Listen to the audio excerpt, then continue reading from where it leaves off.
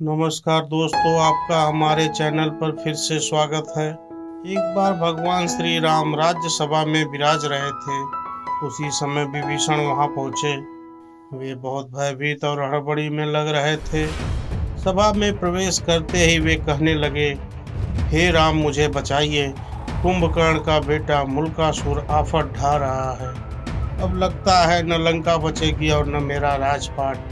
दोस्तों, आज हम आपको रामायण की एक ऐसी कहानी या घटना से अवगत करवाने जा रहे हैं जिनके विषय में निश्चित ही बहुत कम लोग जानते हैं। ये कथा आनंद रामायण से ली गई है। भगवान श्री राम द्वारा ढाढ़स बंधाने के बाद पूरी बात पूछने पर विभीषण ने बताया कि कुंभकर्ण का एक बेटा जो मूल नक्षत्र में पैदा हुआ था, इसलिए उसका नाम मूलकासुर रखा गया। इसे अशुभ जान कुंभकर्ण ने जंगल में फेंकवा दिया था। जंगल में मधुमक्खियों ने मूलकासुर को पाल लिया। मूलकासुर जब बड़ा हुआ तो उसने कठोर तप करके ब्रह्मा जी को प्रसन्न कर कोई वर प्राप्त कर लिया।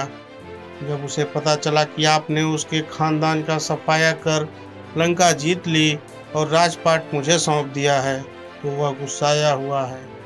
भगवान, आपने जिस दिन मुझे राजपाट सौंपा उसके कुछ दिन बाद ही उसने पाताल वासियों के साथ लंका पहुंचकर मुझ पर धावा बोल दिया। उसने कहा कि पहले धोखेबाज विभीषण को मारूंगा, फिर पिता की हत्या करने वाले राम को भी मार डालूंगा। वह आपके पास भी आता ही होगा। समय कम है भगवान, लंका और अयोध्या दोनों खतरे में है। मैंने 6 महीने तक डट कर मुकाबला किया, पर ब्रह्मा जी के वरदान ने उसे इतना ताकतवर बना दिया है कि मुझे भागना पड़ा तथा अपने बेटे, मंत्रियों तथा स्त्री के साथ किसी प्रकार जान बचाकर यहाँ पहुँचा हूँ। भक्त की पुकार सुन भगवान श्री राम, हनुमान तथा लक्ष्मण सहित सेना को तैयार कर पुष्पक विमान पर चढ़ झट लंका की ओर चल पड़े। आइए पूरी कहानी जानते हैं। उससे पहले आप हमारे चैनल मंथन कहानी ग्रंथों की को सब्सक्राइब कर लीजिए और घंटी का आइकन जरूर दबा दीजिए। मूलकासुर को भगवान श्री राम के आने की बात मालूम हुई। वह भी सेना लेकर लड़ने के लिए लंका के बाहर आ डटा। भयानक युद्ध छिड़ गया। 7 दिनों तक घोर युद्ध होता रहा।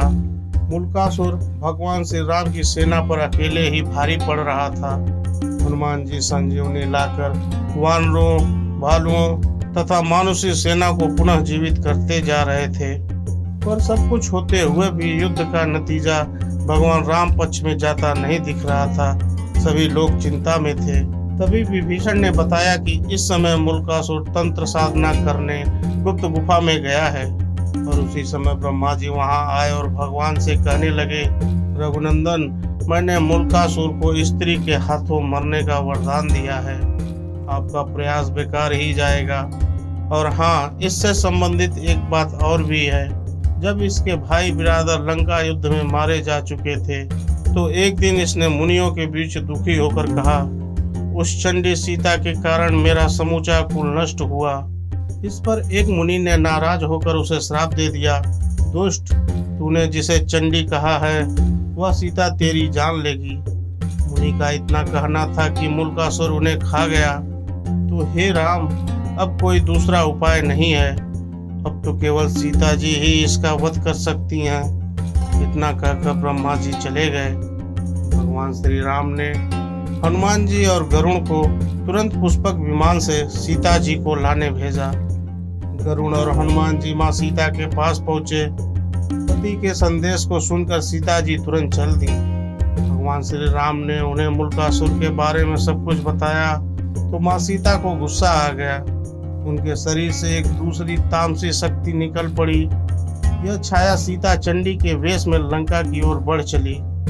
इधर भगवान श्री राम ने वानर सेना को इशारा किया कि मूलकासुर जो तांत्रिक क्रियाएं कर रहा है उसको उसकी गुप्त गुफा में जाकर तहस नहस करें।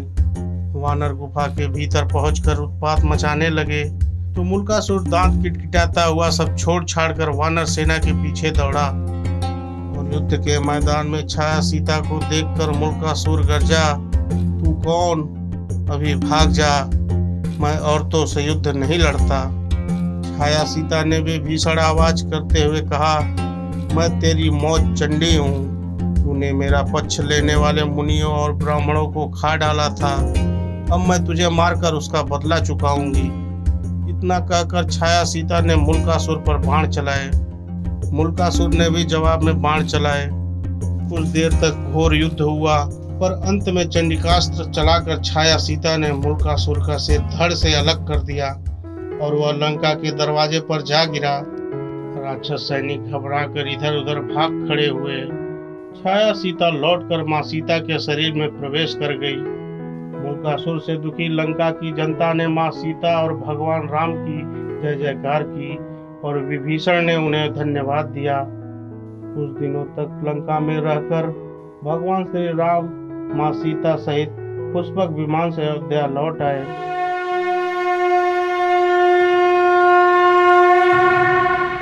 आज के लिए बस इतना ही। हम कल फिर आएंगे नया अध्याय लेकर। यह अध्याय आपको कैसा लगा हमें हमारे कमेंट बॉक्स में जरूर बताइए। हमारे चैनल को सब्सक्राइब करिए और घंटी का आइकन दबाइए और अपने दोस्तों को शेयर करिए। धर्म की जय हो, अधर्म का नाश हो। जय श्री राम।